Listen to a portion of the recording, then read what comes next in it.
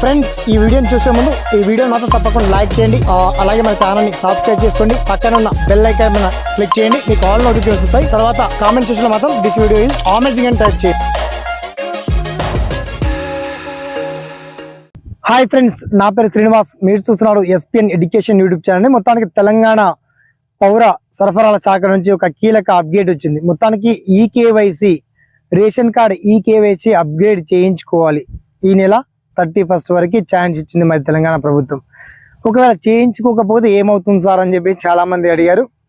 చేయించుకుంటేనే బాగుంటుంది. మరి ఎలా ఈకేవైసీ ఎక్కడికి వెళ్ళి చెక్ చేయించుకోవాలి, అసలు ఏం చేయాలని చెప్పేసి తెలియని వాళ్ళు కూడా ఉంటారు. కాబట్టి దయచేసి వాళ్ళకి ఈ వీడియోని మాత్రం ఫార్వర్డ్ చేయండి అండ్ షేర్ చేయండి, లైక్ చేయండి. సదా మీ సేవలో ఈ ఎస్పీఎన్ ఎడ్యుకేషన్ ఛానల్ ఉంటుంది.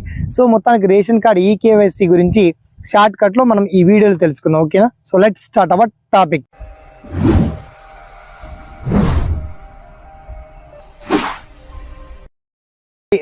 యాసంగి సీజన్ స్టార్ట్ అయినప్పటికీ మొత్తానికి రేషన్ బియ్యం మాత్రం టైం వచ్చినప్పుడు రేషన్ డీలర్స్ వద్ద మీరు వన్స్ వెళ్ళండి.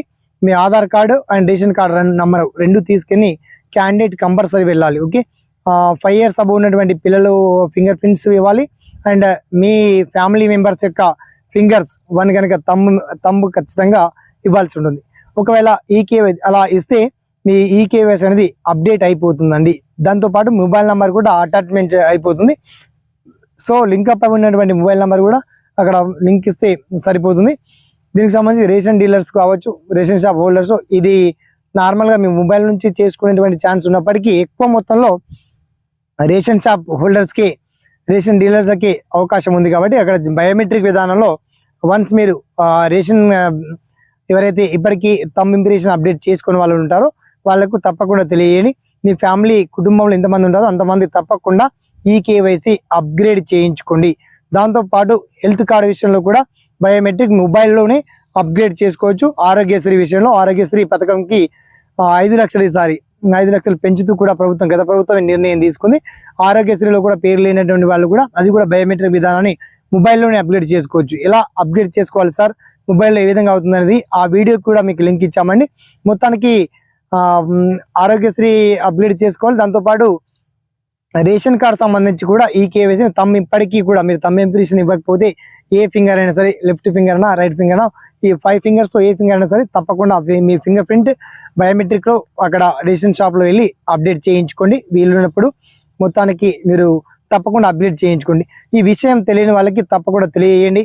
అసలు అప్డేట్ చేయించుకోకపోతే ఏమవుతుందని కాస్త ఫ్రీ స్కీమ్స్ గురించి మీకు రేషన్ షాప్స్ నుంచి వచ్చేటువంటి రేషన్ బియ్యం కావచ్చు, పప్పు ధాన్యాలు కావచ్చు, మిగతా పంచదార కావచ్చు, ఇలాంటివి చాలా మీరు కోల్పోయేటువంటి ఛాన్సెస్ ఎక్కువగా కనబడతా ఉంది. ఓకే, ప్రభుత్వం వన్స్ చివరి తేదీ ఫిక్స్ చేసింది కాబట్టి దాన్ని మాత్రం సద్వినియోగం చేసుకోండి. సమయం ఇంకా ఉంది అని నెగ్లెక్ట్ మాత్రం చేయకుండా తొందరగా ఎంత వీలైతే అంత తొందరగా రేషన్ డీలర్స్ కూడా మీకు సపోర్ట్ చేస్తారు. అండ్ పౌర సరఫరాల శాఖ నుంచి కూడా మీకు టోల్ ఫ్రీ నెంబర్ కూడా అప్డేట్ చేశానండి.